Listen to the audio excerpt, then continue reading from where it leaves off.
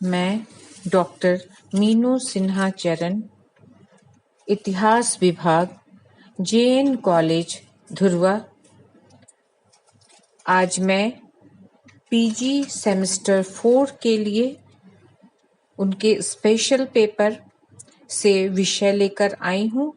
यह विषय प्राचीन भारत के सामाजिक इतिहास से है। आज का हमारा विषय है प्राचीन भारतीय समाज में जाति प्रथा की उत्पत्ति के विभिन्न सिद्धांत। इस लेक्चर को स्टार्ट करने में सबसे शुरू में मैं बताना चाहूंगी कि भारतीय समाज व्यवहारिक रूप से 4 प्रमुख क्रियात्मक वर्णों में विभाजित नहीं था, बल्कि इसकी रचना उन हजारों जातियों उपजातियों से प्रभावित हुई जो जन्म के आधार पर व्यक्ति के सामाजिक स्थिति के निर्धारण करने पर बल देते हैं। यह जाति व्यवस्था भारतीय समाज की एक जटिल सामाजिक संरचना है जिसका विवेचन विभिन्न प्रकार से किया गया है। इसकी उत्पत्ति के विषय में अनेक मत और सिद्धांतों की स्थापना हुई है। इस संबंध में डॉक्टर मजूमदार ने ठीक ही लिखा है कि प्रायः 1 शताब्दी से ही अधिक समाज के कठोर परिश्रम और सावधानी पूर्वक इस सामाजिक व्यवस्था के इतिहास एवं कार्यों पर विचार करने के बाद भी हम इस निष्कर्ष पर नहीं पहुंच सकते हैं कि यह अद्वितीय व्यवस्था का विकास किस प्रकार हुआ।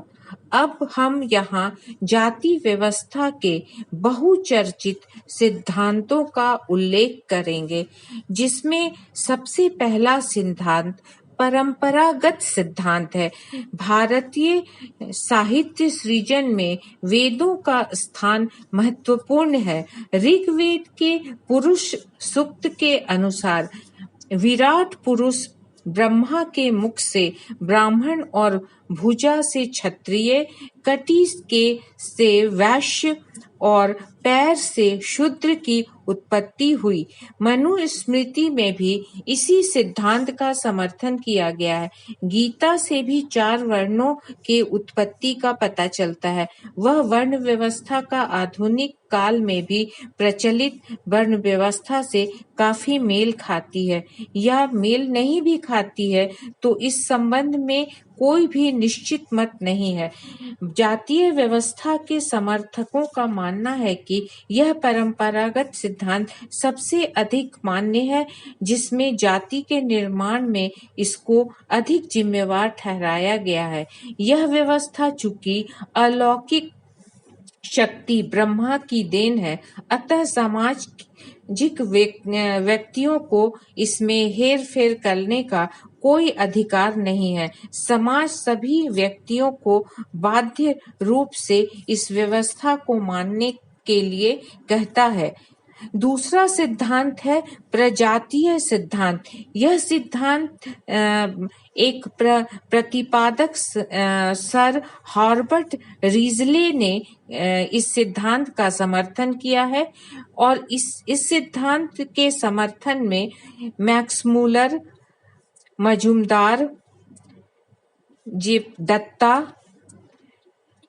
रोमिला थापर, राधा कृष्ण मुखर्जी इत्यादि के नाम लिए जा सकते हैं। Doctor R S. शर्मा ने भी इसका समर्थन किया है। रीजले महोदय के अनुसार प्रजातीय तथा अनुलोम विवाह की प्रथा ही हिंदू जाति की उत्पत्ति का मुख्य कारण है। भारत में जाति प्रथा की उत्पत्ति इंडो आर्यन प्रजाति के भारत में आने के बाद हुई है।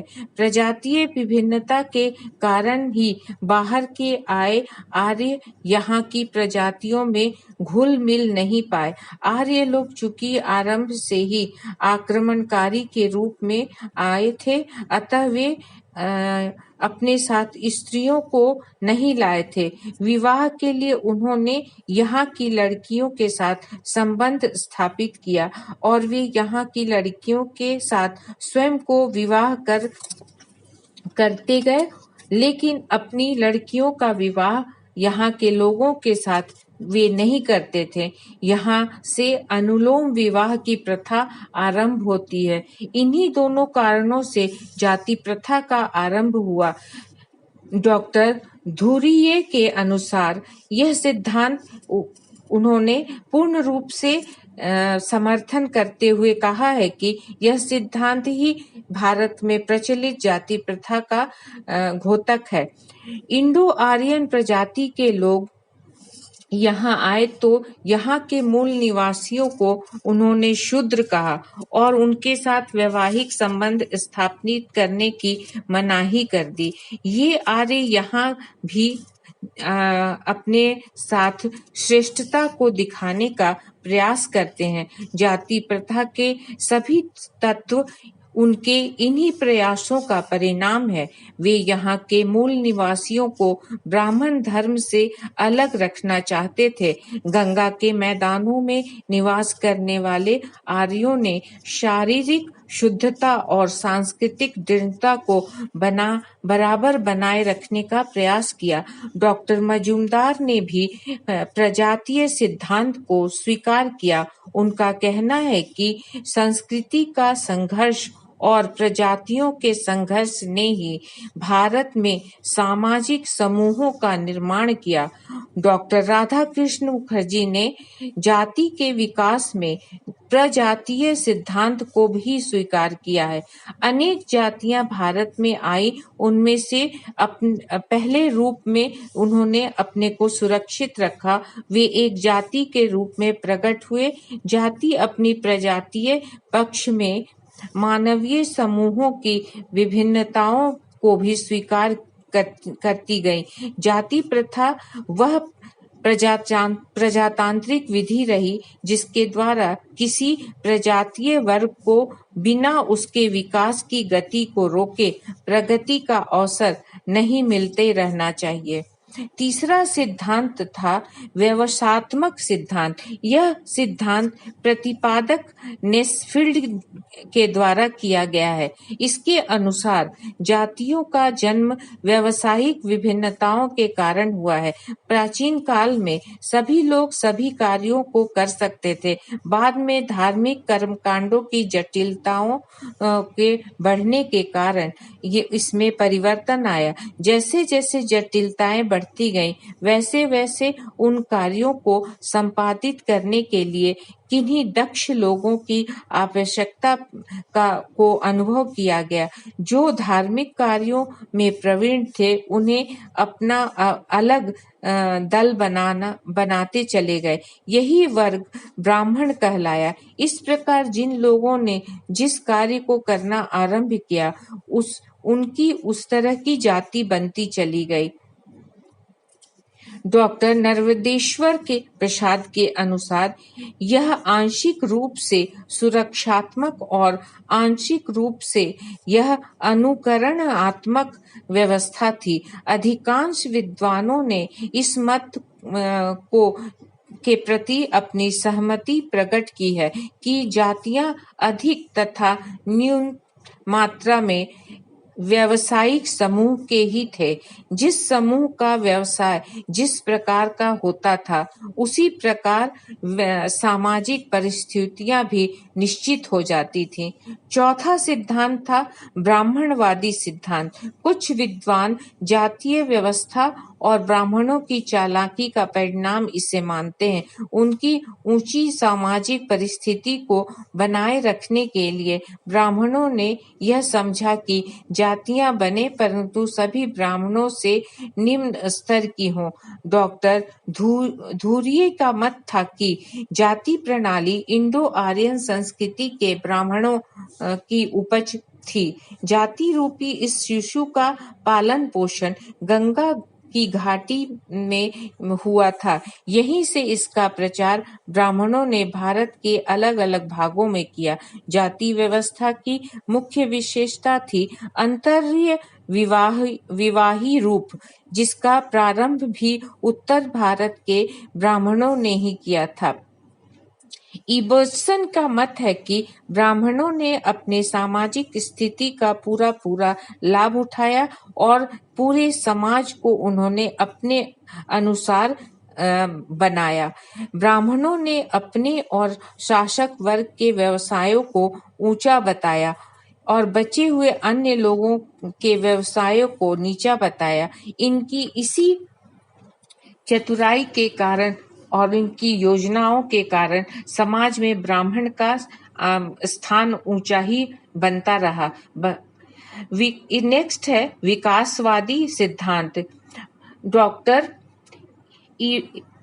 इबर्टसन के अनुसार यह सिद्धांत विकासात्मक सिद्धांत ही जाति प्रथा का जन्मदाता था। इस सिद्धांत के अनुसार जाति का उद्भव जनजातीय पद्धति, व्यवसायात्मक समूह तथा पुरोहित धर्म से हुआ है। मानव अपने खानाबदोशों की तरह इधर उधर घूमता था।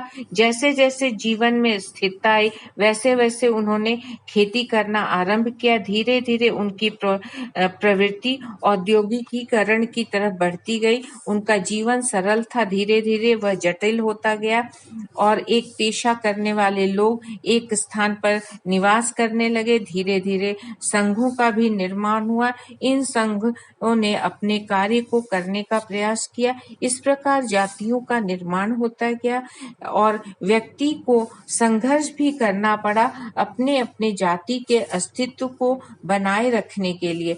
यह संघर्ष ब्राह्मण जाति काफी शक्तिशाली ढंग से इसमें भाग लिया था और यही कारण है कि ब्राह्मणों को इसमें अधिक उच्च स्थान मिला।